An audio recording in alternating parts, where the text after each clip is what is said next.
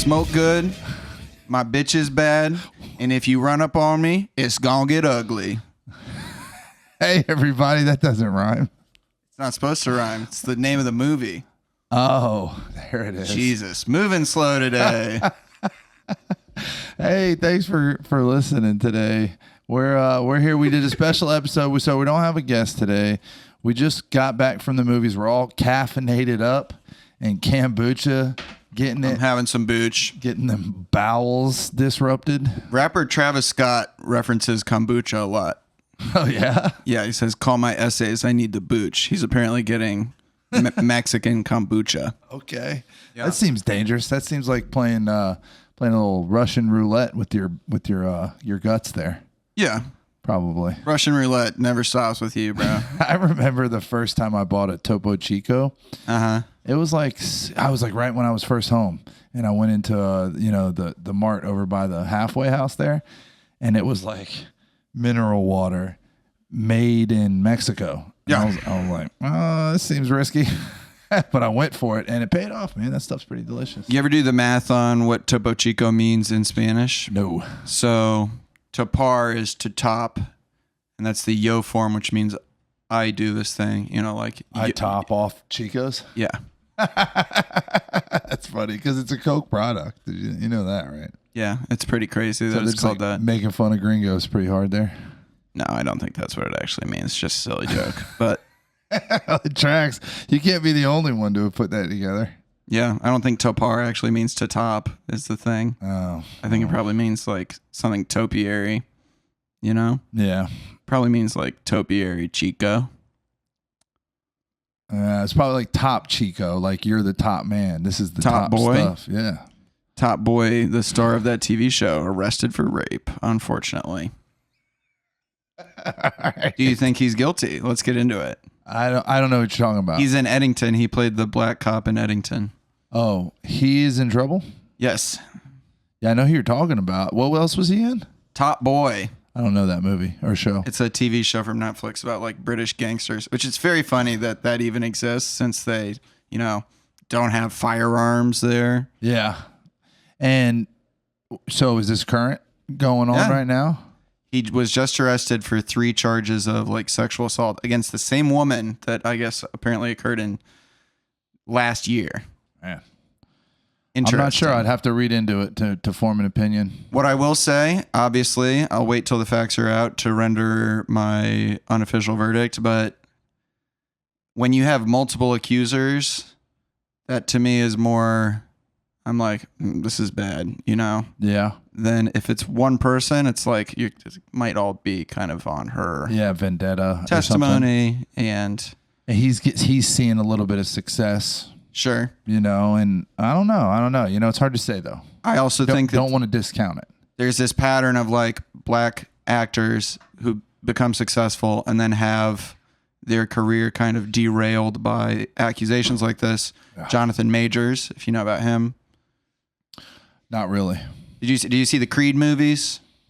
No. He plays like the villain in Creed band? 3. No. Oh, the Apollo Michael B. Creed. Jordan Creed. Yes. Yeah, my boy Wallace. You'd probably recognize Jonathan Majors. He was supposed to be the next villain in the Marvel universe. Kang. Oh, yeah. He got accused of strangulation by his girlfriend. He did the Lovejoy show. White the girlfriend. HBO did a show Lovecraft based on Country. Lovecraft Country. Yeah. Fantastic actor. Unfortunate what happened to him. If you look into the details of that case, the lady's like going out partying at a nightclub. What about old Juicy? The night that she was supposedly strangulated, Well, his career got derailed by his own shit. Who? Though. Old Juicy.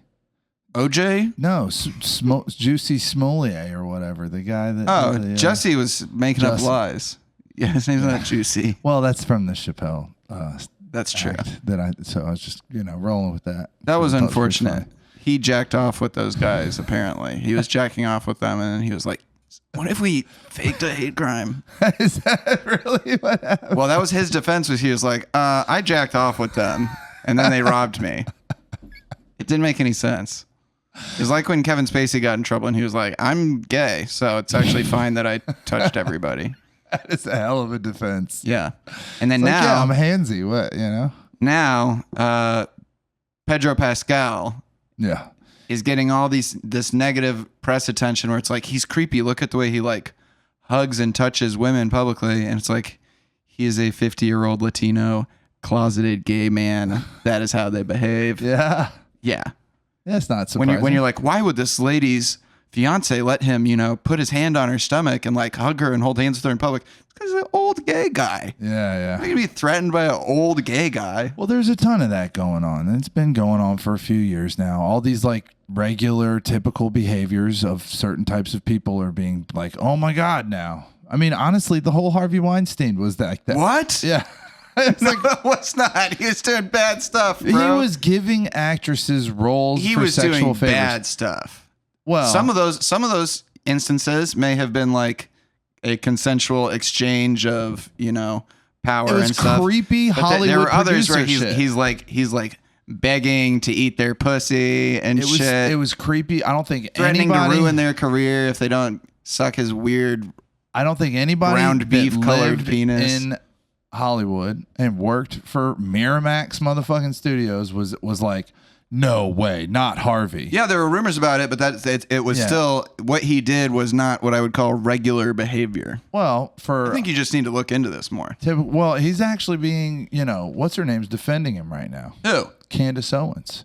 Oh, so you mean like a right-wing conservative lady? Yeah, she's like digging into it. Interesting. Thinking he got railroaded. I don't think so. By some higher powers. I don't know.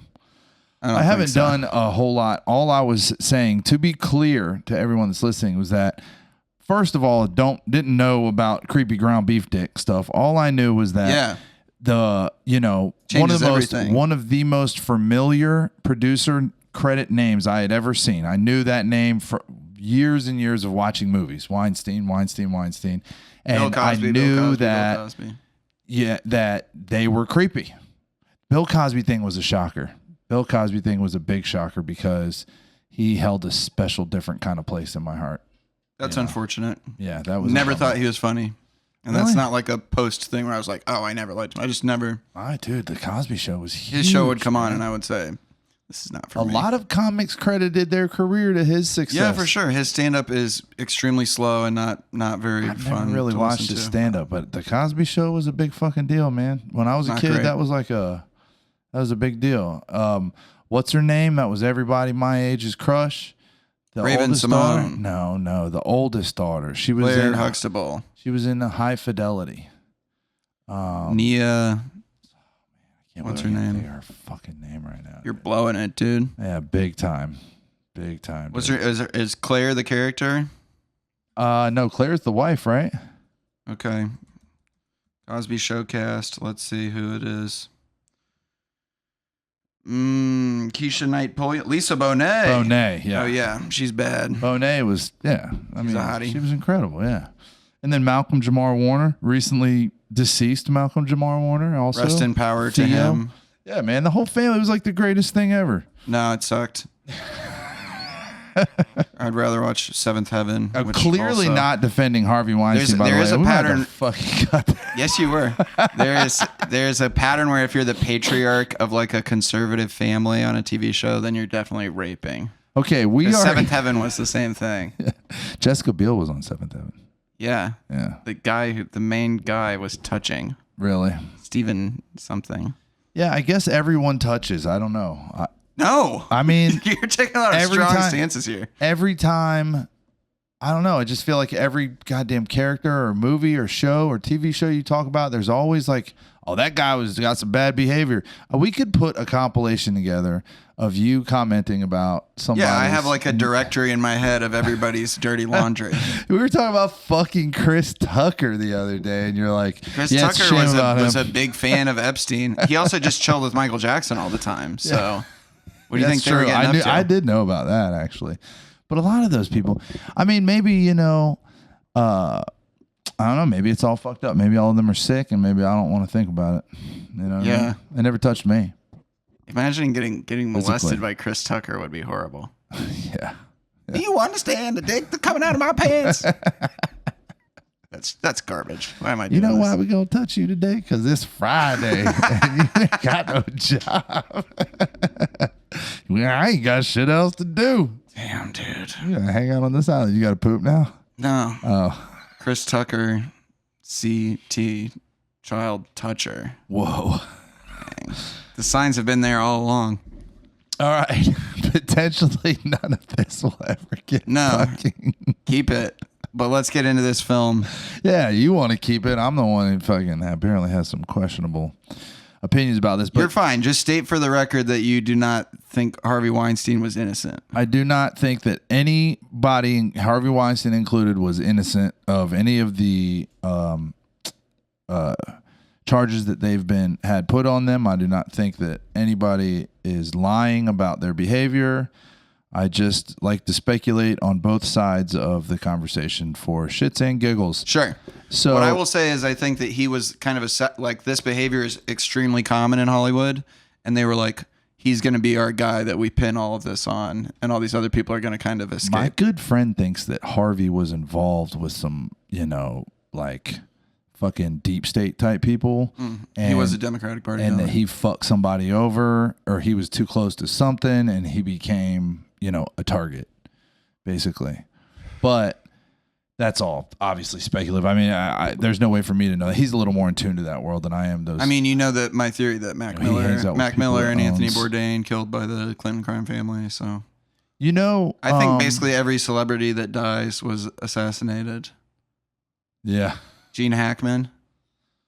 But he just died, and he was old as fuck. Bro, that story's crazy. That he dies, and his wife is just like conks out and dies a couple days later. She's just like, Jane, wake up. And well, there's a lot of... usually it's the man after the woman. Like, if the wife dies, the guy's usually right on her fucking heels. If my wife dies, I'm going to die right after her. Yeah. And if I don't get a wife, I'm going to commit suicide. So when Dee died... my first wife's dad, yes, very close to him, and he died in that crazy way. He got killed by that bull on the farm. Blue and I had bought this dog, or not bought, we had gotten this dog out of a cardboard box out front of a grocery store in Pensacola when we first were married as a pup. Yes. And, we had it for the length of our marriage, which was like 2 years or something, 3 years. And then she ended up with him, and he ended up living on the farm. And this motherfucker, and that's 2004 we got him, and Dee died in 2020. His name was Dee? Marion DeKalb Lambert, and people who knew him called him Dee. Okay. Marion DeKalb Lambert. All due respect to this man, rest in peace. Marion, girl's name. Dee, also a girl's name. Marion, Marion, yeah, that's not a girl's name. That's a girl's name. Marianne is a girl's name. Marion is a girl's name, it's too. It's not. It is. It's John Wayne's real name, and he changed it because he said, that's a girl's name. Well, a Hollywood producer told him to change it, but Marion's a great name. Because it's a girl's name. I was going to continue. Hey, go fuck yourself. He was very manly. He died. He probably got had to kicked compensate. in the chest it's like Boy Named Sue type of shit. Yeah. So anyway, this dog, so it's like 16 years old. Dog had been blind for like 2 or 3 years. They were going to put him down like a year or two before I came home. So he just wouldn't die. This dog was like, going to live forever. Died 5 days after Dee. He passed away. Yeah. It was crazy. I actually came to the farm after the funeral and was like, hey, where's the fucking Mickey at? And they're like, oh, he died. They didn't even tell me. I'm looking after my friend's dog right now. And I think it's one of the first times that she hasn't, because due to my schedule, I can't like spend the night there. It's one of the first times that she's been mostly alone throughout the day, I think, like in her life. And she's visibly depressed. She's not, Aww. She doesn't eat unless I'm there. When I leave, she's like just these like crazy moans of sadness. Do you think that could open up the door to a conversation about emotions being like unintelligent? Not unintelligent. Do you mean like they're just like primitive things, Yeah, for sure. Absolutely. I think animals experience like emotions. So like when we're letting our emotions get the better of us, we're being less human. No, because I think to be human is to be an animal. Or maybe being less civilized. Sapient, yeah. Less civilized, yeah. I guess that's a good point. I mean, it's pretty obvious. But I don't know. I feel like sometimes it depends which emotions also. If love is ruling you. I've been struggling with this lately because, trying to assume a role as a father and a patriarch of a family and all this stuff, I try to like maybe not be so emotional about things. Yes. But I'm learning something about myself. I was on a job a couple first day of the week last week, and we call that Monday. Yeah, well, it's not always that for me. Sometimes I don't work on Mondays because I don't fucking feel like it. I don't have to. But and this older lady was complaining about the prices, and that happens sometimes, and I usually deflect pretty well. And she looked at me and she told me that I did. She was like, you don't understand, son or boy or something. And I had a very emotional response to her, and I got very in my feelings about it. And it made me realize, I didn't cuss her out or anything like that. I was just like, I certainly understand. You just cried. I felt the need to defend myself, and my tone of my voice raised up. I called her lady, which was super unprofessional. Not great. Very unprofessional, reaction. Listen, lady. Lady, I definitely understand that things are expensive, and but it occurred to me, after that I am an emotional person, and that's okay. Maybe like I should not try to. I feel like tucking that away only ends up in explosions. You know what I'm saying? That there's maybe a better way to manage them. I think maybe there's creative outlets and ways to but trying to ignore your emotional nature is proving to me to be, it's causing some stress, I think. So I don't know. I mean, being able to feel things without, on the one hand, just expressing them without any thought, and on the other hand, just repressing them and not acknowledging them at all, I think is important. Like you don't want to just be a raw nerve where you react immediately to everything, but you also don't want to be like, no, that's unacceptable. I'm going to push that away. But it's funny because then you engage in defense mechanisms, so it comes out in other ways, like you sublimate it, or you repress it, or you engage in reaction formation. I love defense mechanisms. Yeah, but it's you project it on someone else. Yeah, it's funny though, because there's this knowledge of this that you have, that I have, but it doesn't matter. If I'm not paying attention to it, if I'm not practicing certain things, it's like this constant, growth battle. I find myself going through the same self-realization and same sort of behavior changes and attention diversion that I was going through in my 30s. Sometimes, and it's like, fuck, I thought I went over this hurdle. No, but I don't know if there's never truly conquered. Probably incremental because the progress. Circumstances of your life changed, so you have to learn how to adjust your reaction accordingly. Because it was easy for me to control my emotions when it was just me, and then you're in a relationship and you're having to learn how to control your emotions with one other person and control their emotions too. Absolutely, gotta fucking control their emotions. And then you start introducing little people into this situation that have zero control Midgets? over there. Yeah. Oh. Yeah, we employ a few to just basically perform circus acts in the house. There you go. Yeah, I always got to have a midget juggling in the kitchen just to entertain the children. Yeah, well, no, that was before the kids, but okay. Yeah, we kept them on the payroll because felt bad for them. We're not gonna fire little Seymour. Well, Dinklage, got he keeps getting midgets fired. True. So he wouldn't let him do the. So crazy that he's the world's most famous little person, and his name is Dinklage. He's a dinky little guy. He's a dinky little guy. What level of Dinklage? I've heard with a massive donk, though. No. Dink check? No. Does not have a big dong. So one actor that I've never heard, and I could be wrong, I'm sure you'll know, any sort of sexual misconduct allegations about is Clint Eastwood. There's allegations. I don't think sexual, but of him being an asshole. Well, who gives a fuck if he's an asshole? Yeah, he's super old also, and he's one of our greatest living filmmakers. Yeah. And, if he's an asshole, that's okay. I'm pretty sure Quentin Tarantino's an asshole, too. This was good to see this movie and kind of see sort of the origins of his legend, I guess. Yeah, because I've seen a lot more stuff directing him than stuff starring him. I haven't seen Dirty Harry. I haven't seen the other movies in this Dollars trilogy. Stuff that kind of any of the made him who he's supposed to be. I haven't seen. He made Dirty Harry, didn't he? I think he directed that. I'm not sure, but he had been directing movies by the time that came out. His directorial debut was Outlaw Josie Wales. Okay. So So that we went to the Tampa Theater today, to the historic Tampa Theater today. If you haven't been, man, I can't recommend going enough. It's got a tiny little screen, and the chairs are not comfortable, but I don't think they're supposed to be in a movie theater. I have a very strong stance against this recliner bullshit that's so popular now, but that's, maybe a different episode.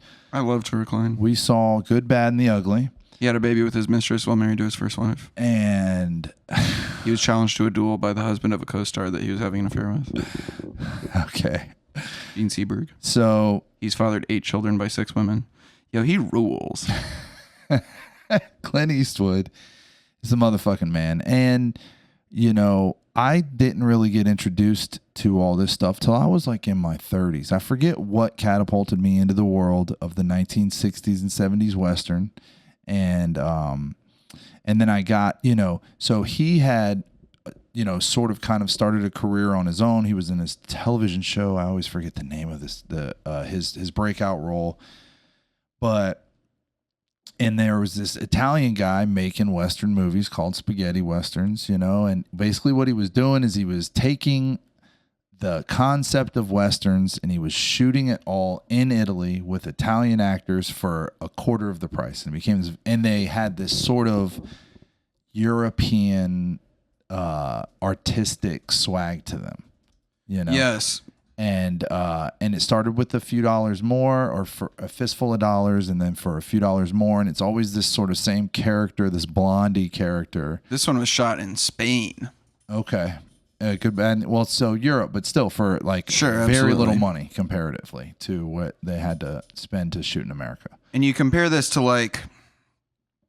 I don't know. I haven't seen a ton of Westerns, but I have seen just the very basic stuff that's just fill in the blank John Wayne movie, fill in the blank. Yeah. Well, John Wayne has some classics. The Searchers I've seen is but they were all very Hollywood small, produced and very short and very and you made a good point earlier in the car. There's no female protagonist in this. There's none of that. There's none of that kind of shit. This is a very kind of down and dirty movie.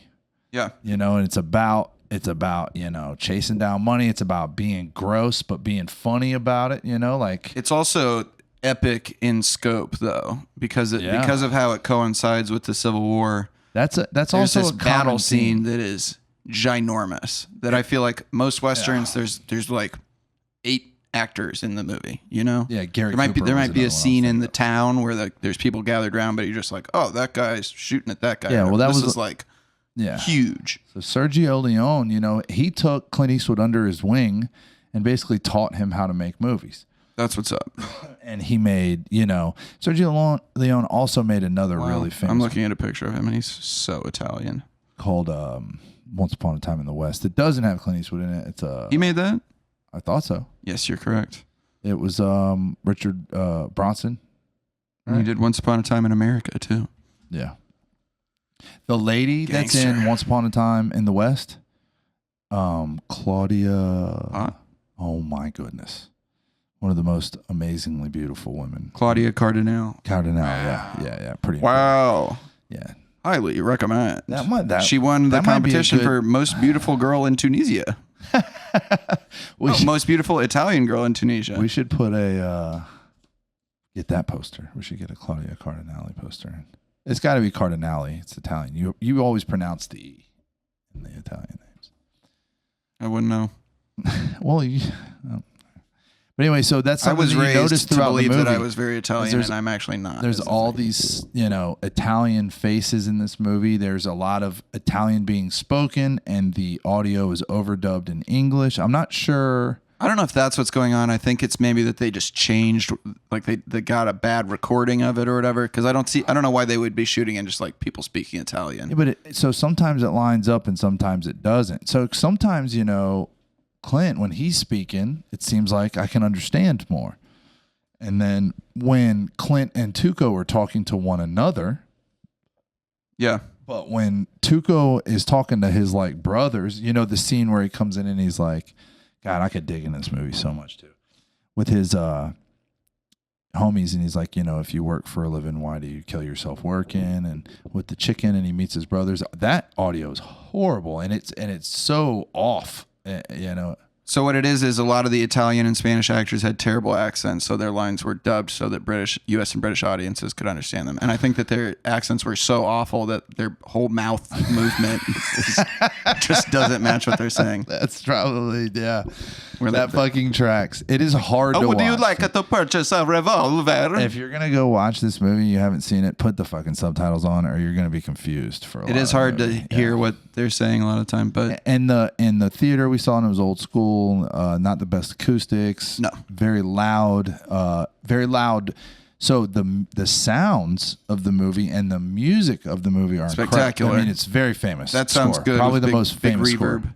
Too. Yeah, I can't think of Jaws. Yeah, maybe. Owned. Got you. I mean, but I don't know, dude. I mean, I remember that score in like Kraft cheese commercials when I was a kid. It's referenced constantly. It's very good.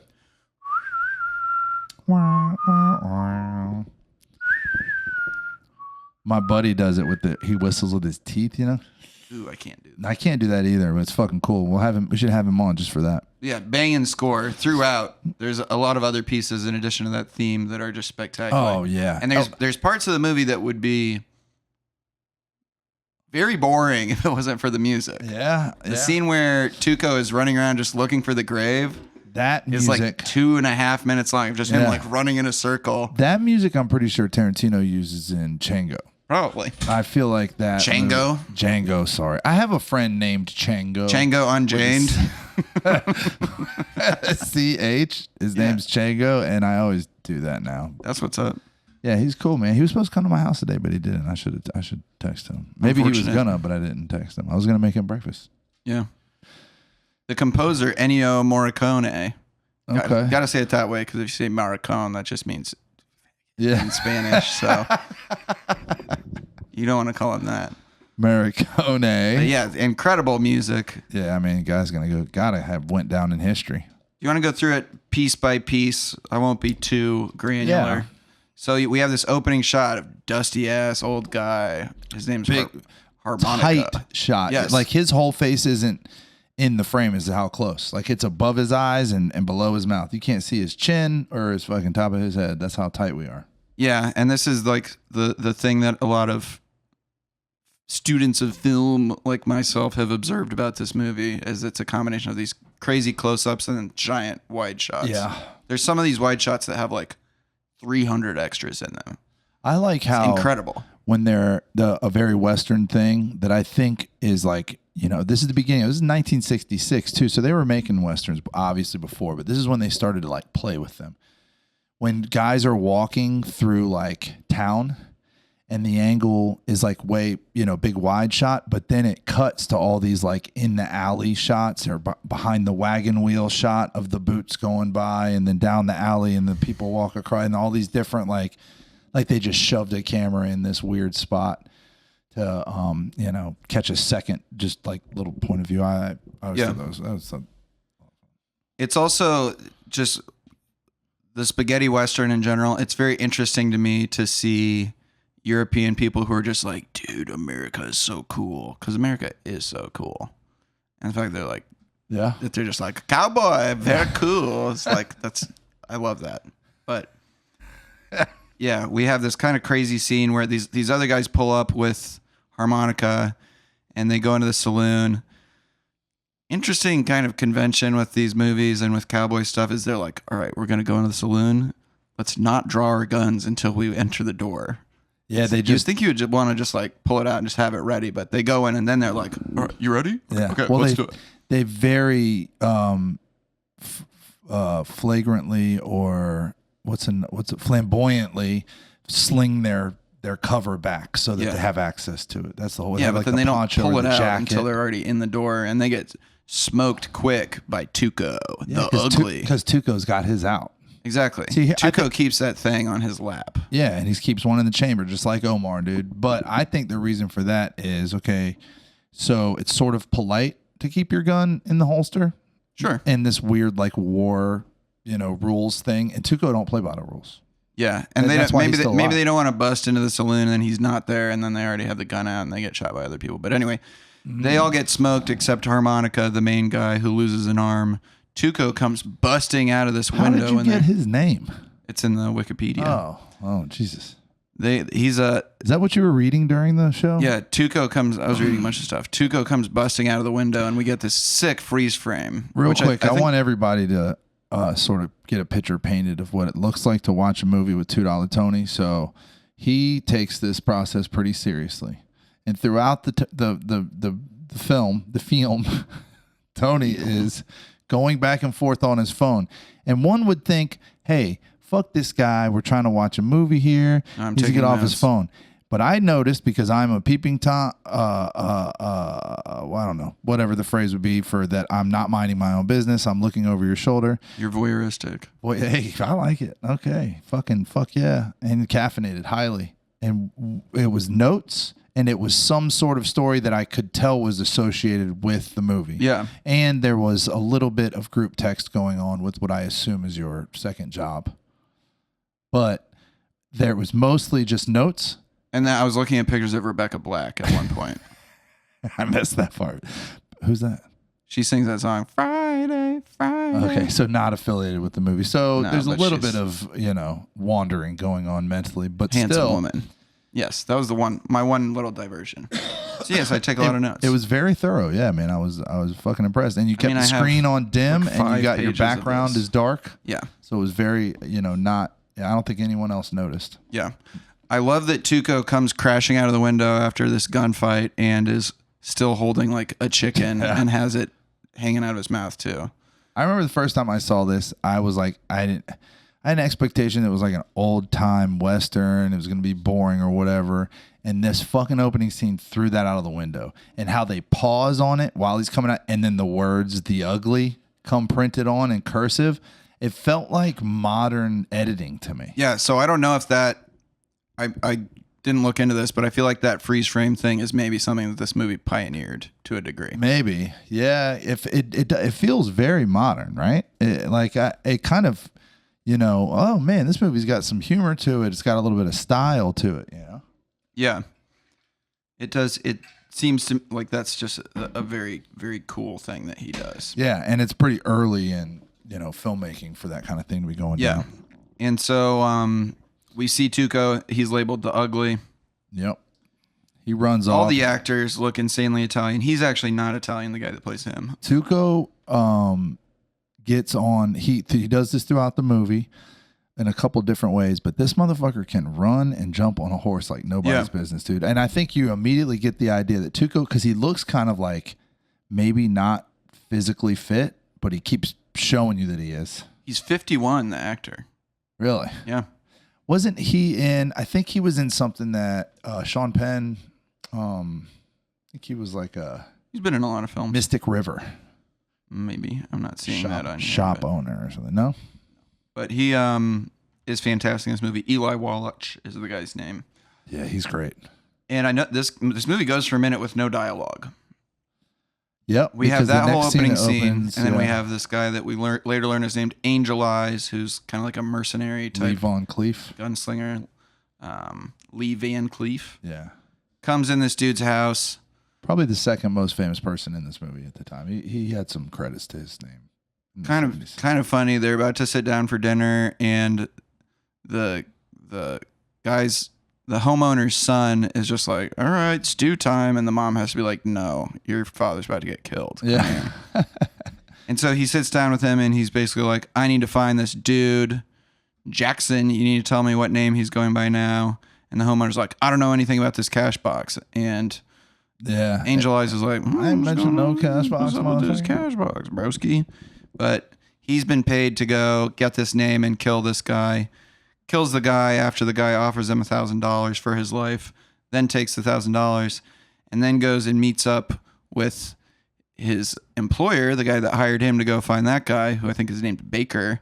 And he goes to see him, gives him the information, and then shoots him through the pillow because he got paid the $1,000 to do it. And he's like, and I always do what I'm paid to do. Yeah. We also see him. Brutal scene. Yeah. We also see him shoot the homeowner's son. Yeah. So earlier, who's like a young kid. Yeah. In about 5 or 10 minutes, you get the idea that this is He's the bad. Yeah. He's the bad guy. And, he'll just kill anybody, do whatever. He always sees the job through. Yeah, absolutely. But for the rest of this movie, nobody's paying him. He's kind of just like, I'm going to go find this cash box. There's a really cool shot, too, I think, when the wife runs back in after her husband and eldest son has been killed and she falls, the camera does her point of view. Ooh. But the camera does her falling point of view. There's Yeah, pretty sick. I thought that was interesting. And she is one of only 2 women that are in this film. Pretty much, yeah. I don't even think she has a speaking No, she doesn't say anything. part. And the other woman has and they both get abused by Angel Eyes. That's something I just realized. Angel Eyes doesn't put hands on her. Just murders her family, which is emotional abuse and is unacceptable.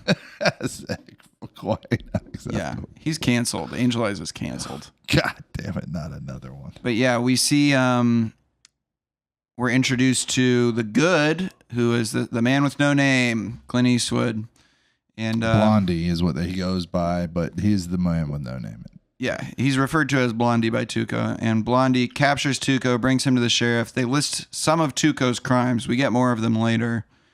But then Blondie shoots through the rope, shoots off 4 guys' hats, I guess as a display of like, don't fuck with me because I'm really good at shooting. Yeah, I think that's what it is. And rescues Tuco, and he's basically like, yo, now I can get the ransom for you again. So we're just going to keep doing this. Or not ransom, but we can just keep doing this reward. Yeah. Like a hustle they got going, It's pretty clever.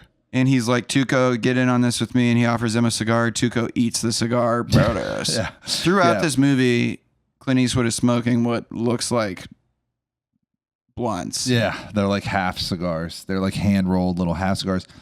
Which is funny to imagine that he's just stoned as hell. There's something this whole movie. He kind of acts like it. He's pretty laid back. Yeah, he's got the squint. He's got the Clint squint. The Clint squint. Clint is squinted. He's so fucking cool, man. So James was getting turned on by him throughout the movie and saying, "It's just the motherfucker." Will you write down that he's extremely handsome? Yeah, don't forget to write that how handsome he is. So there's something that happened once before when we were talking about.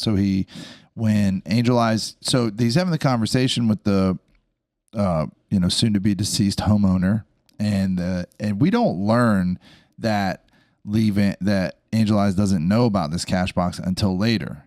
Like what this movie keeps doing is showing you a scene and then revealing like the truth of it later. It's engaging you in the story, kind of like it's confusing. If you don't sit and just especially when you can't understand half the dialogue. They don't tell you that Clint Eastwood and Tuco are on the same side for a while. They just show you. They show him. They're out there talking shit, and then he's riding into town with him, roped to the donkey behind him. I think it's pretty clear that. No, he just says, "You know how much you're worth? $2,000." No, but I don't think he doesn't tell Tuco in advance that I'm going to shoot through this rope and save you. Yeah, I think that's the whole deal. No, I don't think he does. I think he brings him into town and Tuco's like, fuck, I'm about to die. And then Clint Eastwood's like, psych. I don't think so. I think they got it. Doesn't matter. But I think that they got I don't think that they're working together until the second attempt at this, which they do shortly after. During the second attempt, now that he's worth $3,000. For the record. Now that he's worth $3,000, has no impact on the story, doesn't matter. They go back and they go to another town to try and get this reward.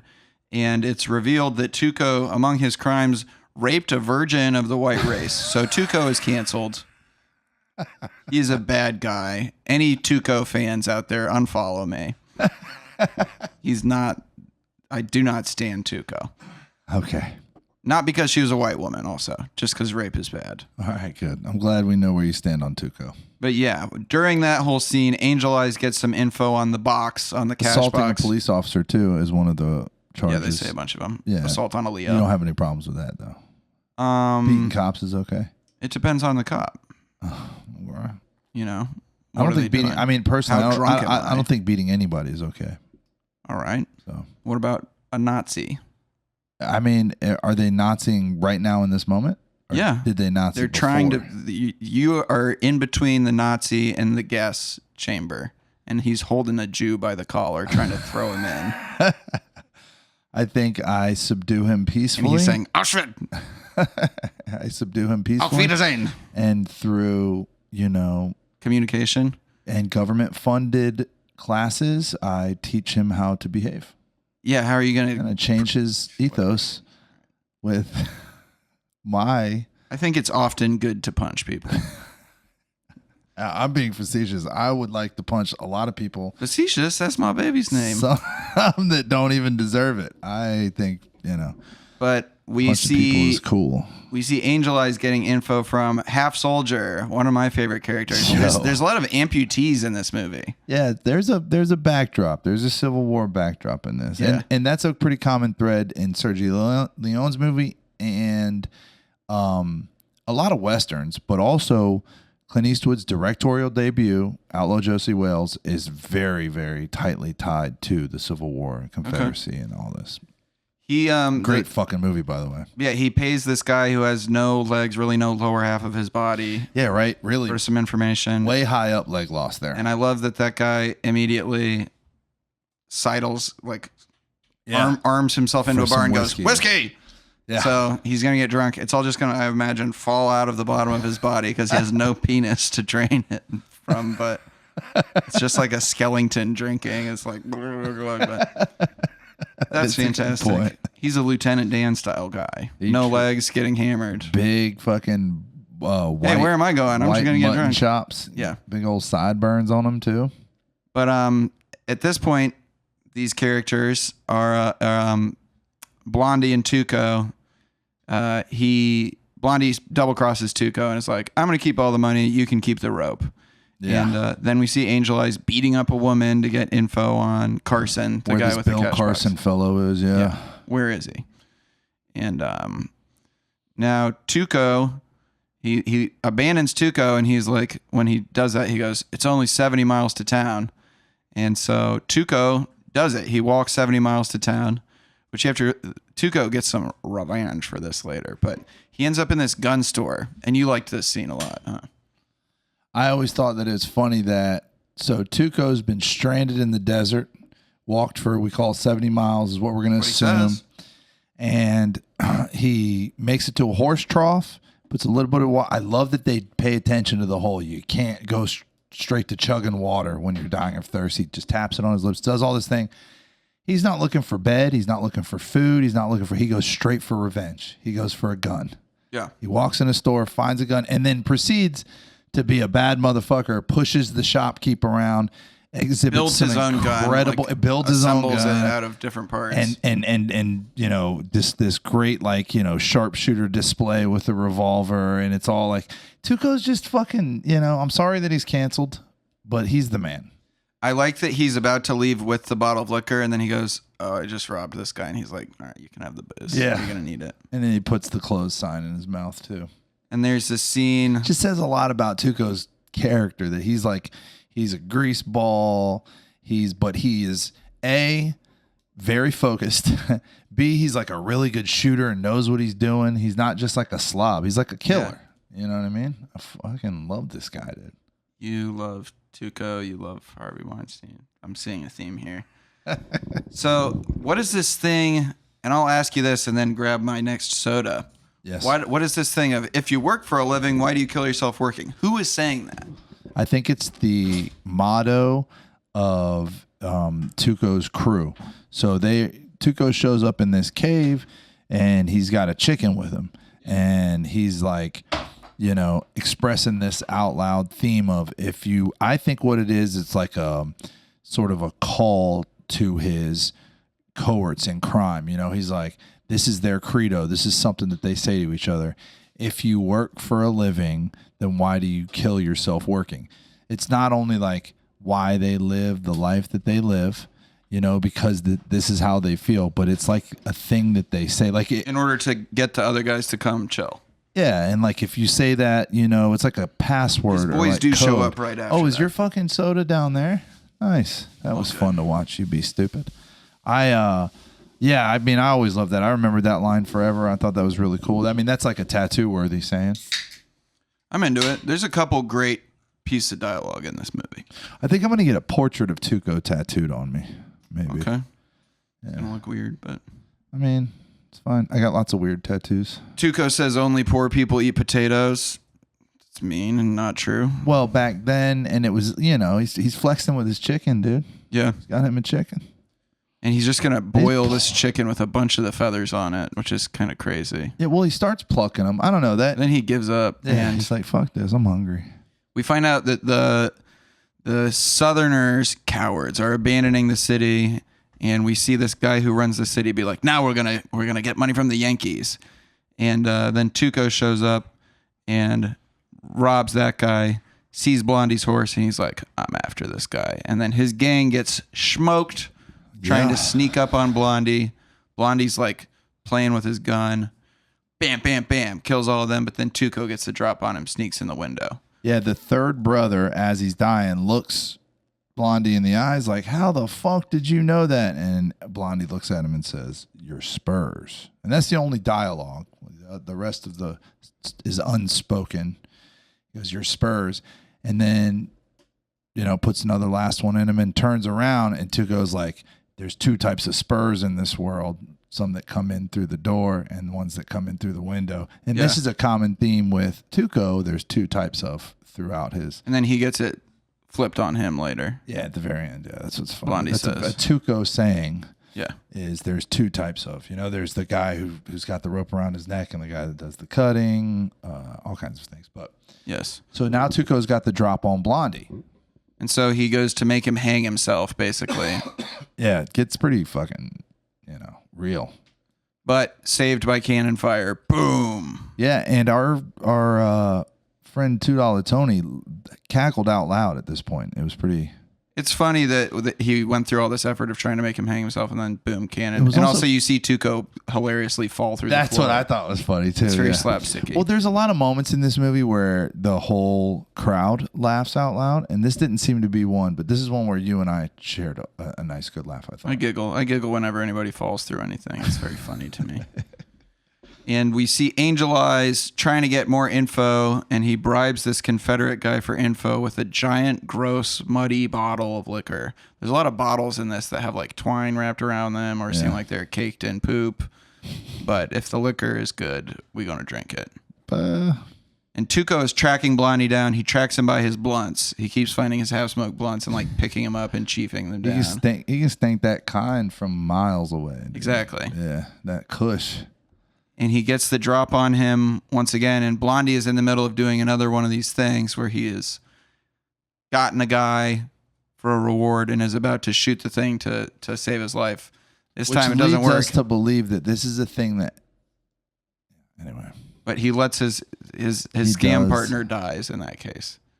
He's Shorty. Shardy, R.I.P. Shouty. Yeah. It's not your birthday. It's Big your time. death He day. even asks, we're constantly reminded of what a good guy he is. Mm-hmm. He's handsome. He's tall. He's a good guy. He's trying, Yeah. Out of the three of these, he's definitely the good one. He's the best, yeah. Yeah.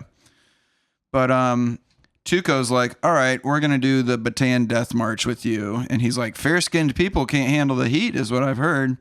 Blondie collapses, and so he's basically like making him walk through the desert. He shoots his canteen, won't let him have any water. He's like taunting him with his foot washing bucket. Even he's ready to drink some stinky. Yeah, he's washing his feet. I don't know where he's getting all this water, but he's washing his feet in this bucket, and then Blondie's about to drink the feet water. Yeah, which has got to be somebody's fetish. And sure, Tuco kicks it over, and he's like, "Ha, psych! You get none. You get nothing." And then this carriage rolls up, dude. Blondie has this insane sunburn, and then this carriage rolls up, this like stagecoach of Confederates. Tuco goes through, he runs their pockets. Who's in the wagon but Carson? And this is just happenstance, dude. Yeah. This is just crazy. Meant to be God's plan. We've seen Angel Eyes and Blondie and Tuco all meet one another, so now that connection's made, and here's this connection, which is random as fuck. But I guess it's a pretty small world back then. And Carson's like, I'll tell you where to get $200,000 if you give me some motherfucking water. Yeah. But he tells Carson the name of the cemetery. Great name for a cemetery, by the way. What? Sad Hill. Yes. And this reminds me, well, sort of reminds me, or I'm reminded of... Same thing. No Country for Old Men. The guy in then after the shootout, is just begging Josh Brolin for water. He just wants water, dude. And the guy, he tries to go back and go to sleep. He can't. But just that whole like idea of like a guy dying, he only wants water. Yeah. Yeah, it's pretty wild. And he's literally too thirsty to give Tuco the other half of this thing, which is the name of the grave that the money is buried in. But he gives Blondie the name. Yeah, Tuco runs away to get the water, and when he comes back, Blondie's laying there. And he's like, Nana, Nana, Boo Boo, I got the name. That's exactly the way he says it, too. And he goes, if you kill me, you'll always be poor, like the greasy rabbit you are. I thought it was rat. Rabbit. Fire ass line. And Tuco switches up so quick. He's like, don't die, I'm your friend. And he's like, what's the matter? Which is hilarious given that he just made this guy march like 70 miles in the desert. Clint Eastwood's face is covered in like blisters and horrible herpes. Blisters. Yeah, it looks like he's been hanging out with some dirty ladies doing some dirty things. This made me think about how grateful I am that we just have water all the time, pretty much easily. I'm drinking some right now. I love water. Yeah, me too. And it's just like used to be so fucking hard to get clean water. We filter our water, dude. We filter. But you know what's funny is we have to do the filter because of all the bullshit that the municipalities put in the water. Tap water's fine. I drink tap water all the time. To keep it clean. Yeah. And your body's full of fucking chlorine and all sorts of crazy things. Fluoride and all sorts of and things. I feel great, so. Well, you know, sometimes that's not true. Totally fine. And when you don't feel all right, I want you to know it's because of the water. Thriving. Life couldn't get better. But they go to this mission to try to get some help. So now Tuco's like, fuck, I got to save this guy's life. They go to this mission where Blondie recovers. Tuco continues this bit of being sad about Blondie, and he does a thing where he basically goes like, "Oh, I'm so sorry, stupid." And he's like looking at Blondie through his fingers, being like, "Is he buying it?" And Blondie's like, "Come here," and then he spits water all over him. Well, no, he's got a cup, and he hits him, and it's like coffee. It's brown. Oh, okay, cool. Yeah, it's pretty fucking awesome. There's coffee all over him. He totally gets him. Yeah. I'm thinking he's going to spit or he's going to punch or something, but hitting him with a cup full of coffee, I thought was a smooth move. And then we get some character development on Tuco. Yeah, and we've got, he's waiting on Blondie hand and foot. Yeah. Sort of, which you can tell he's starting to get sick of, which is pretty funny. But Tuco's brother lives there. I actually walked away for this part. I was pottying during this part. I don't know why it's in the movie, honestly, but we basically find out Tuco's brother left the family to be a priest, and Tuco's like, well, you left our mother and father. Tuco finds out his parents died. Yeah. From his brother Pablo, who's a priest there. Probably trying to, make us feel bad for him or whatever. Make you like him a little bit because he's a rapist. Well, but okay. So first of all, there's no evidence of the rape. Okay, the only evidence you have of this rape is that. That's all I need. I believe women. # believe women. It's not a woman. Yeah. Oh, you think saying it? I guess they just had a white virgin, so he could have been getting some. But I'm not saying that. I'm saying the person that was saying it was a police officer. Do you support the police then and everything that they say? No. Okay. Well, then we're at an impasse. Yeah. Okay. Anyway, yes, Tuco's been painted as a real shitty person. I think this. But you're right that he was a man of color, and the cops could be trying to take him down. So. Hey, man. But yeah, his brother is like, "You suck. You're a bandit," and then they get in a fist fight basically, and then they take off. And interesting scene. Blondie's witnessed all this, and then Tuco's like, yeah, my brother friggin' begged me to stay or whatever, and Blondie's like, yeah, right, dude, your brother hates you, and just kind of silently judges him about that. But they get captured by some folks. They think that they're Confederates. They're like, oh, they have gray uniforms like us, because they're posing as Confederates at this point. Yep. Well, because the people that they killed were Confederates, so they just put their clothes on. People that they found dead. Yes, sorry. And the guy goes, go and brush his shoulders off. And he's got a blue outfit on. He's a Yankee. Yeah. That's what's up. Union rules. Okay. How dare you try to split up our country? I hate Confederates, dude. Slavery is whack. I mean, I'm taking a strong, controversial stance against slavery. Against slavery? I'll take a controversial stance that the North wasn't as anti-slavery as they'd like to. Sure. The history books have us believe. We were pretty anti-slavery. That was the whole issue, dude. Yeah, I mean, no, that wasn't the whole issue. Kind of. No, there was a lot of economic, incentive to unionize the country, which is, not bad. The country was already unionized. But the idea that it could separate would kill certain places that had no agricultural basis. The South had all the agriculture. Yeah, and they wanted to separate because of what? It's not only because of slavery. No, it is. It's definitely watch Ken Burns' Civil War documentary. Learn, listen, and learn. But we see that slavery's very bad. I'm very glad it's been abolished. They end up in this prison camp. The commandant of the camp is like dying of gangrene, but Angel Eyes has infiltrated and is posing as a sergeant in the Union Army. And the commandant is like, do not abuse prisoners. Angel Eyes, don't you dare abuse these prisoners. I hope I live long enough to gather evidence of all who discredit the uniform of the Union. And Angel Eyes then has Tuco come chow down with him, gives him some liquor, and then tortures him until he reveals the name of the cemetery. Yeah, Tuco fucking bitched out, man. Crazy scene where the prisoners have like a prisoner band. Yeah, playing, and they're all crying. Beautiful music. Yeah. They're all shredding, and the young man playing Union the guy is like more feeling. He's like directing the band and like leaning back, getting drunk. So there's a theme in old westerns too. I'll let you know that there's a lot of Confederacy sympathy in these. Sure. Because there's like this, like the rebel thing.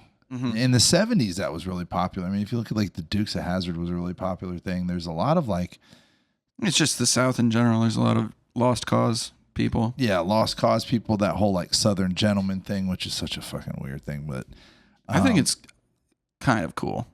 Well, you go to New Orleans and you'll go to like a fancy hotel and there will be people there in like it's like an old white man in a bright purple suit. Yeah. That's fucking sick. It's seersucker shit.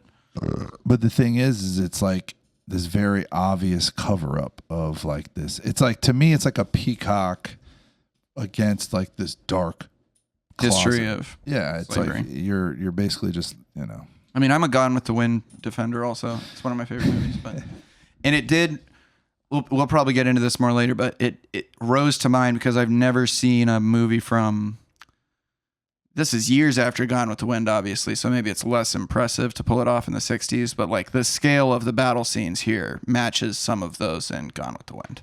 Yeah. And the hospital scene there, which is huge. So many extras. Very, yeah, pretty cool. Yeah, the fact that they pulled this off in Spain with the budget that they had is incredibly impressive. But anyway, this is one of many incredibly elaborate sets in the film. Is this Union prison camp? Yes, looks completely authentic, And yeah, they're playing this song, and then Tuco gets tortured. There's this kind of funny contrast between them out there playing this pretty music and Tuco just getting like slapped around the shit beat out of him by this kind of big thug. It was obviously like Angel Eyes homie that's kind of joined. It seems like they joined the military just to fucking G out on people. Mm-hmm. And it wasn't that hard to do then because there were so many like. No, you could show up and be like, I'm in the army. It's later Blondie and Tuco do it. Yeah. The drunk commander's like, and yo, you like guys are my boys. And become like a person in charge too. I mean, seemingly. Like, Angel Eyes seems to have some sway. But yeah, they link up with Blondie and Angel Eyes link up. Tuco is sent to be hanged, which just fucking kill him, dude. Whatever. But he gets on the train with the fat guy that's escorting him, and he fakes taking a piss, and then gets off, beats the guy to death. Pretty dark, brutal thing. What are you doing? It popped out. My microphone popped out. You're kissing it. Well, he needs to sever the chain of his handcuff. Don't worry about what I'm doing. Don't worry about what I'm doing. And he needs to sever the chain of his handcuff. So he puts the fucking chain on a train track and lets the fat guy get run over by a train. And you see the guy, you don't see any blood or anything, but you see his body like getting mangled up by the fucking. And well, I mean, the way he kills him, they fall out of the train together, and Tuco smacks his head against the rock. Yeah. And then Tuco does the thing where he runs and jumps on the back of the train while it's fucking going, which is cool. He does that a few times, man. It's pretty badass, dude. Might be a stunt guy. Who knows? But but either way, in the story, it's Tuco doing this cool shit. He's like a fast guy who can jump on things. I used to ride around on trains. My friend Sci-Fi Sam jumped off a train one time when we were really, really drunk, and he like probably fucked his ass sprained his ankle. I mean, you can jump off and land and be fine, but he sprained his ankle and he was like, that fucking hurt. And then we all like pass out in this tent.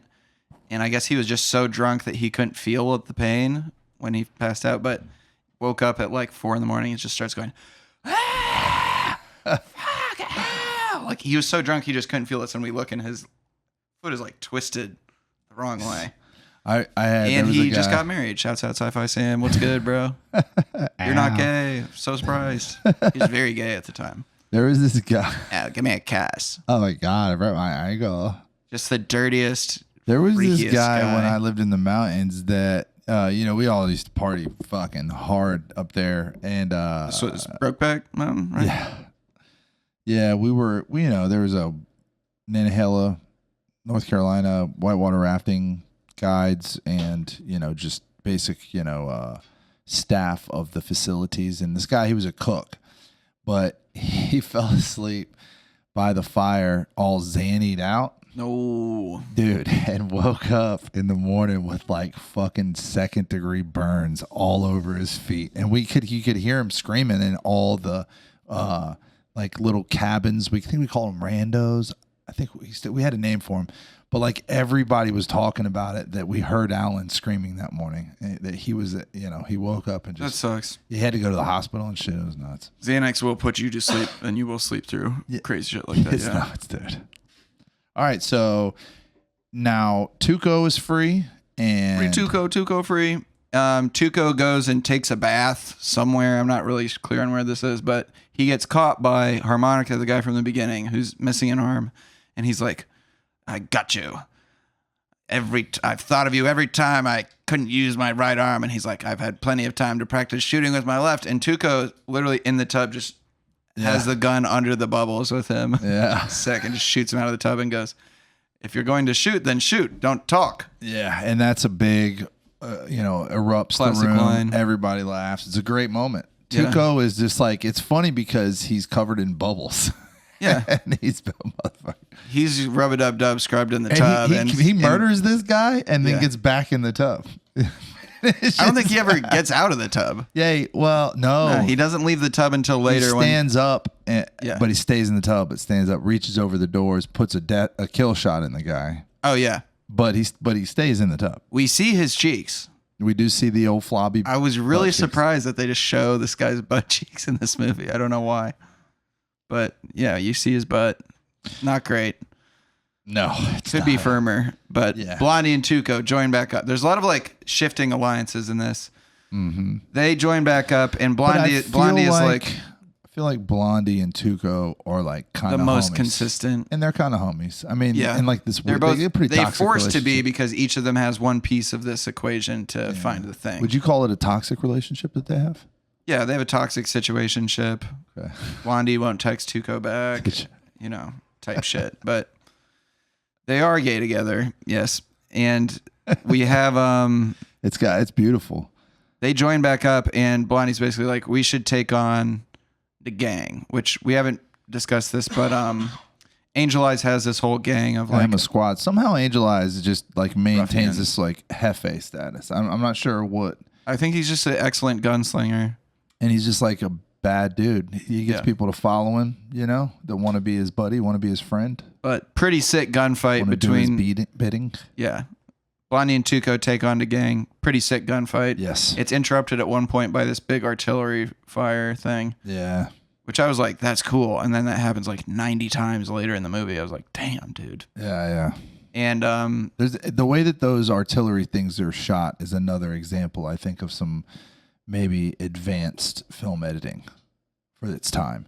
There'll be like a cannon, and the camera will move in real tight, fast, like zoom in, and then the shot, and then the very next one will start tight and zoom out, and the cannon will explode. And there's like a bunch of these shots in succession. It feels very like nuclear edited. Yeah, but it's cool. Yeah, it's a lot of fast like montage style. Yeah. But in this scene, there's just the one artillery shot, and we see them all. They kill the whole gang. It's pretty sick. They're constantly doing like cool shooting tricks, shooting behind their back, doing stuff like that. Being cool. And they end up getting captured by the damn Union again, and huge shots of this Union camp that they're at. And they're not really captured so much as being, they're like, all right, you guys got to enlist. They take their guns and they're like, come on in here. Mm-hmm. And they join up with this Union captain. So I am confused by this character. There's a lot of dialogue that I couldn't hear. What is this about? I wrote down, he says, alcohol is the most potent weapon in war. So whoever has the most liquor to get the soldiers drunk and send them to be slaughtered is the winner. So I feel like this character is sort of an archetype. He's the sort of jaded sergeant or captain or whatever. He's a military leader who's given up on his like zest for the war. Colonel Kurtz type guy? Yeah. Okay. So and I gotta wonder if this is one of the like inspirations or just great examples of, because albeit his mouth not matching the words coming out of his mouth is so fucking frustrating. This is clearly an Italian actor, yeah. But the guy has like a ton of emotion in him. For sure. I remembered this character very vividly. Maybe also because I really liked that he was a drunk, and I really liked the line like that alcohol is the most potent, weapon of war.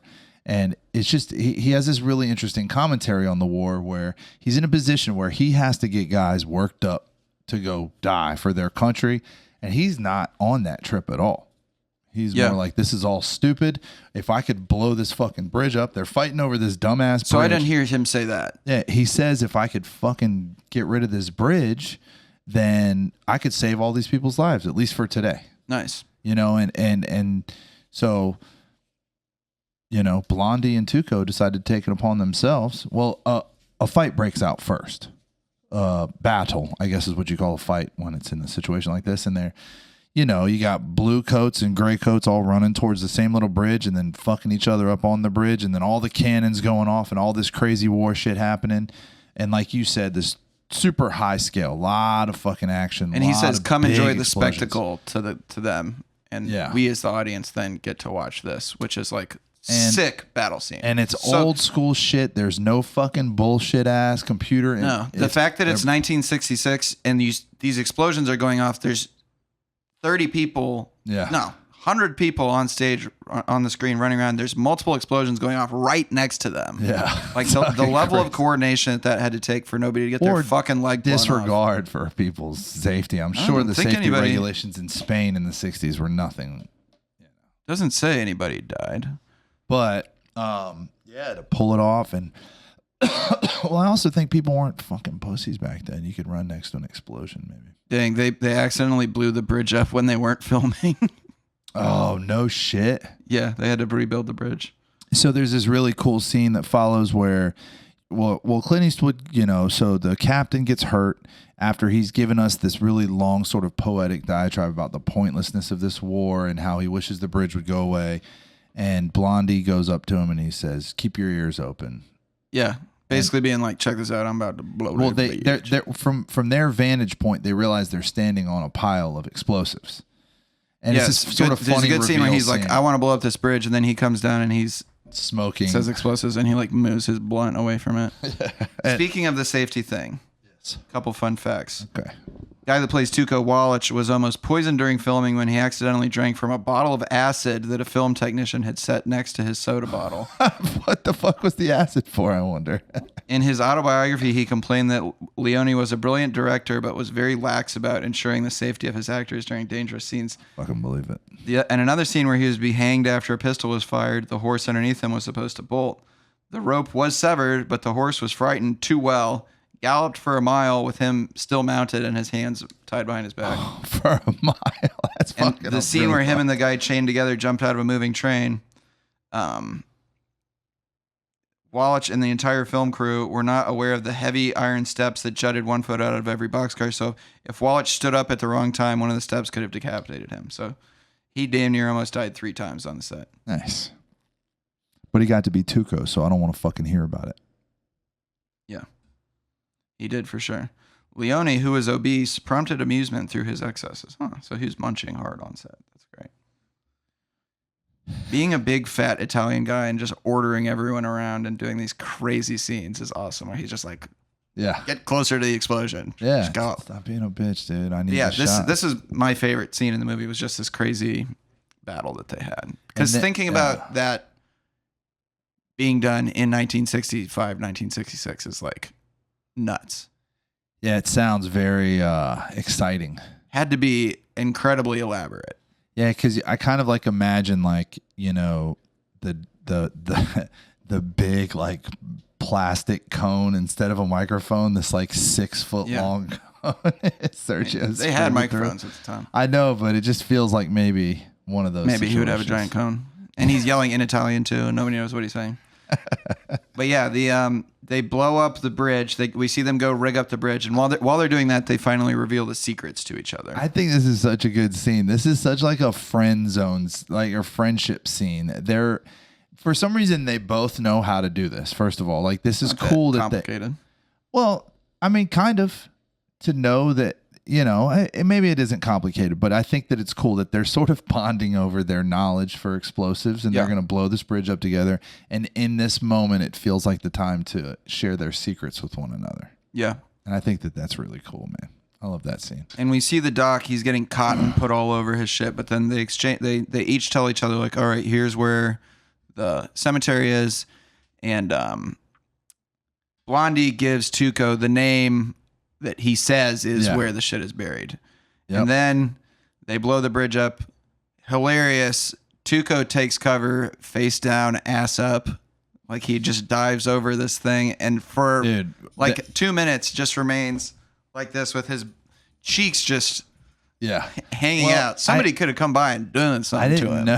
I didn't know that. If I was there, I would have acted they up. had blown up the bridge without filming first. That's fucking insane. They had to rebuild it. Yeah. This explosion is super impressive. Yeah, it's sick. Man. And all the shit raining on them or whatever. It feels so real, dude. Yeah, absolutely. I'd love to like know what like the heat felt like, and because I'm sure it was just fucking insane. Yeah. Massive amount of explosives going on, and no silly fucking effects going on. They just blew up the shit out of something and filmed it. But so now they're free to go. So yeah, they get across. Blondie gives a dying soldier his coat. Doesn't really make any sense. Looks like it's very hot out, but he's just like, here's a coat, I guess. Well, they say when your blood's leaving your body, you get very cold. He lets him smack his cigar twice, too. There's lots of dead bodies, yeah. And then there's this montage of cannons, and that's just supposed to, I think, imply everybody gets fucking killed except for them. Well, so this is the first time I thought this, but watching this today was like, it might be a little bit of, you blew up the bridge to stop this battle, and it didn't do shit. These motherfuckers are the still cannons fighting. Still went back and forth. Yeah. So it's like, I got help. Oh, that's fine. What do you think? No. So, cannon montage, lots of dead bodies. Tuco rides off. He's basically like, I'm about to go get this money. Mm-hmm. Blondie blasts at him with a cannon twice. $200,000, by the way. Which is $7 million today. 6 and change. I looked it up. 63. So did I. Rounded up. Yeah, you rounded up, dog, because I have it as 6,303,230. This means that today's prices are 31.52 times higher. Well, there's a lot of things that you think are 6 million, and I think we're maybe more. So. Anyway, so a pretty decent chunk of money to split. Yeah, absolutely. 63. Rack City. Oh. But Blondie 6,300,000. There's no moment in this movie, even when he's like dying of heat exhaustion, where Clint Eastwood is anything other than just like whatever. Cool as a motherfucking polar bear's toenails. Sees Tuco riding off. He's like, this cannon seems to be pointing at him. Lights it with his blunt. That is so retarded, but awesome. Yeah, it's great. Yeah. He didn't move the thing. He doesn't. No, he's just like, Yeah.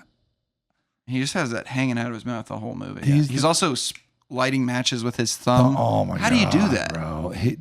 To being Clint Eastwood is the. How do you do that? Well, I think that older matches were strike anywhere matches. So you see a lot of cowboys lighting them on their belts or their boots, and I think the implication there is your thumb is so calloused that it'll light a match. Nice. Yeah, that's fire as hell. You can still buy strike anywhere matches, I think. But Blondie or Tuco gets over there by the grave, and there's this like long scene, incredible music, but like very long scene of him running around in a circle. He's not looking for the grave very methodically. Let's just say that. He's not like starting at one end and working his way through. He's like, fuck, where's the grave? And finds it. And then, of course, Blondie pulls up. And then, of course, Angel Eyes pulls up. And they dig it up. And there's nothing under the grave for Arch Stan, which is the name that he gave him. But he's like, I'm going to write the name that you need to look for on a rock. And we're all going to shoot each other to see who gets the money, which is stupid, but it's kind of classic cowboy shit, you know? So they have this classic Mexican standoff. There's lots of shots of everyone's crotch, since that's where their guns are, but them all reaching for their guns. This goes on a very long time, but it's cool because the music and the editing is like really hyping it up. I think if you were to see this in a movie today, you'd be like, this is too much. But at the time, I think this was very innovative to have this style of like editing, like face, gun, gun. Like, well, I think cool. I think it became. Exactly. Now it's cliche, but this kind of like originating that stuff. But while Tarantino did not use the Ecstasy of Gold, which is that score, the the running through the cemetery music, he did not use it in the main soundtrack of Django Unchained. The international trailer for the film notably features a remix of that track. And he frequently used Ennio Morricone's music and his affinity for. So so there's a lot of Morricone. Whatever, what? Who cares? Why? Quentin Tarantino sucks. Yeah, he's a fucking. No, he's great. He's canceled. great. He's canceled, dude. He don't like the Jews. He is obsessed with feet. Yeah, which is funny. And there's a picture that people on 4chan dissected where they're like, this is a child's foot that he's sucking on because they like measured the foot on the picture. It's deep lore. I'll send it to you. But yeah. Thank you. How the Mexican standoff turns out, Tuco has no bullets. Angel Eyes gets popped and falls immediately into a grave, which that got a applause in the theater. So what about this? There's a great line earlier where Angel Eyes and Blondie are sitting there, and Blondie's like, there's 6 of y'all. That's the perfect number. And Angel Eyes goes, isn't 3 the perfect number? And Blondie says, well, I got 6 bullets, so. Yeah. And then, so now there's 3 of them. Yeah. There's this like idea of the 3. And so 3 people in this scenario is what makes it so much more suspenseful. Because like 2 guys, they're just going to shoot each other. Yeah. But when there's 3, it's like, who's going to fucking shoot at who? Yeah. Which, you know, is like, I remember the first time I watched it, I was like on the edge of my fucking seat. Like, yeah, me too. It's going to happen. It was very, very cool. I kind of knew. Well, yeah, you kind of, you expect. I knew that Tuco and Blondie were going to end up with the money. They seem to be the more popular characters, but it also didn't seem outside of the realm, you know, for it just not to go our way. Sure. But Angel Eyes gets popped right into a grave. Tuco has no bullets. I guess Blondie took his bullets the night before. Ah, smart. Yeah. And so he says there's 2 types, and then he flips his saying on him, and he says there's 2 types of people in this world: people with bullets in their gun and people who dig. And he makes Tuco dig up the money, and Tuco unwisely splits open one of the bags, so there's just gold fucking falling bothers all over me the that place. He does that, dude. Because now what are you going to do with that bag? Yeah. How are you going to carry all that gold now? But it is full of gold coins. So they got the money, and Tuco's so psyched about it. Then he looks up. Amazing shot of him looking up, and the camera pans up, and it's just like noose. Yeah. And Blondie's standing there like, sorry, buddy. I'm going to hang you. Yeah, I'm going to watch you choke to death. And we get, it would have been pretty ballsy to end the movie with him just dying, with him hanging himself, with him being like, and he just dies. But instead, he leaves him hanging, like standing on this like flimsy gravestone, staring at the gold. I expect the movie to end there. Not necessarily Tuco dies, but he's in this predicament. This suspenseful thing. That's where I think it's going to end. Yeah. But the predicament is there's no way out of that for him, really. Unless he freed his hand somehow. Yeah, but he's Tuco. He would die. Yeah, he's Tuco, though. And I like that he's staring at the gold. He's like, oh, I want the gold so bad. I'm so close. Yeah. But Blondie leaves him half the gold, rides off, and then one final thing, shoots the rope, frees Tuco. Tuco's hands are still tied, but he's going to work his way out of this. And it ends with him going, you know what you are, Blondie? You're a real son of a... And I don't think he says bitch based on the scripts I read. But that's where it wraps up. Everybody gets their money. The rapist gets some money. Blondie gets some money. Everyone in the theater stands up and starts clapping. Awkwardly, some folks came on stage. I guess this screening was like sponsored by University of Tampa. Like this, two people came out onto the stage at the theater and started like giving some sort of lecture, like, yeah, and everybody left. So and one of the guys on the stage gave us permission to leave. He's like, yeah, just go ahead if you need to go. But it's like we were all leaving anyway. 90% of people left, which bummed me out. What? Unfortunately, the last 3 minutes of our conversation were cut off due to a lack of storage space on Tony's computer. He just can't do anything right. It's been this way for his whole life. He's just fucking stupid. Stupid. Stupid. So fucking stupid.